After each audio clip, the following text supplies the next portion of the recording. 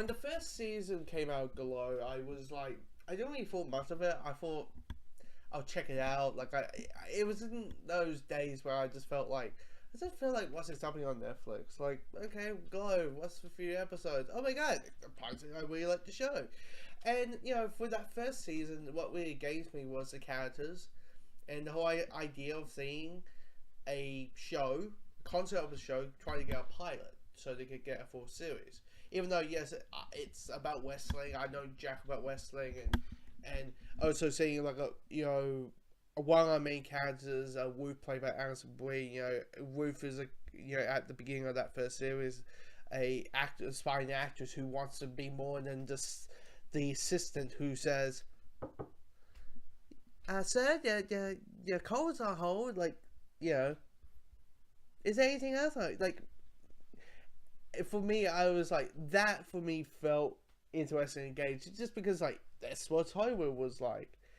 Now, when we're on the second season, we are dealing with finally they got the pilot done. They got a full season. Now it's all about trying to get another season going, and the contradictions and all those kind of things that comes towards it, the ups and downs, and personally for me, I thought the season was better. It was funnier. It was more engaging. There was more character building and character development stuff. Definitely between Ruth and Debbie. First season, they're pretty much whipping each other's heads off, or definitely when it comes to Debbie, and for several reasons. But this season, it's Ruth trying to be like, hey, we're working together, let's try to make amends, and Debbie's like, fuck you, you fuck my husband, you're home wrecker, like, and you're just like, damn it, like the friendship that was in those like first like 10 minutes of series one of the show. But yeah, this is really good. Now, the ones I think people are definitely want to talk about is episode 5.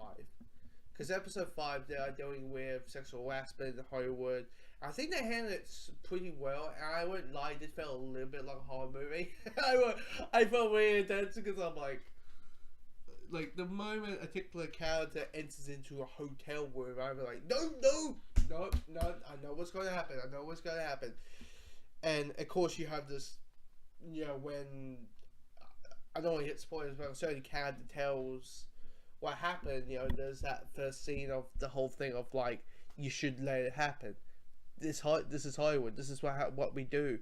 What, you think you're better than us? And it's just, you have, and it's a great scene because you have the mindset of the 80s, someone in the 80s, and that their mindset versus someone who had the mindset of today, where it's like, no, it should not be okay at all. Which it's a very good scene. So there's a scene in episode 7 that's just